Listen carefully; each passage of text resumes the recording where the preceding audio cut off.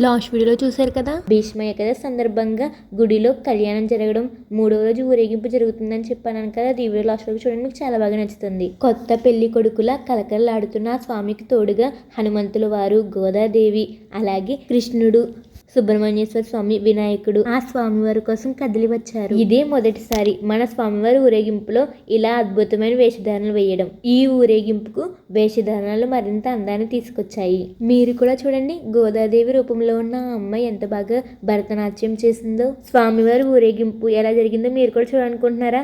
అయితే ఈ వీడియో పైన ఫుల్ వీడియో లింక్ పెట్టాను, తప్పకుండా మిస్ అవ్వకుండా చూడండి. ఫుల్ వీడియో మాత్రం చాలా బాగుంటుంది, అసలు మిస్ అవ్వద్దు. ఎందుకంటే ఫుల్ వీడియోలో వెంకటేశ్వర స్వామి పల్లకి మా ఇంటి లోపలికి వచ్చింది. ఆ పల్లకి మా ఇంటి లోపలికి వస్తుంటే సాక్షాత్తు ఆ వెంకటేశ్వర స్వామి నడిచి వచ్చినట్టు అనిపించింది. ఆ వెంకటేశ్వర స్వామి పల్లకి మా ఇంటి లోపలికి రావడానికి కారణం బ్రహ్మానందం మాస్టర్ గారు భార్య మా గురువమ్మ గారు ఒక మాట ఇచ్చారు మా అత్తయ్య గారికి. ఆ మాట వల్లే దేవుడు మా ఇంటికి వచ్చారు. అసలు గురువమ్మ గారు మా అత్తయ్య గారికి ఏం మాట ఇచ్చారు మీరు కూడా తెలుసుకోవాలనుకుంటున్నారా? అయితే ఇంకెందుకు లేటు, ఈ వీడియో పైన ఉన్న ఫుల్ వీడియో లింక్ క్లిక్ చేయండి.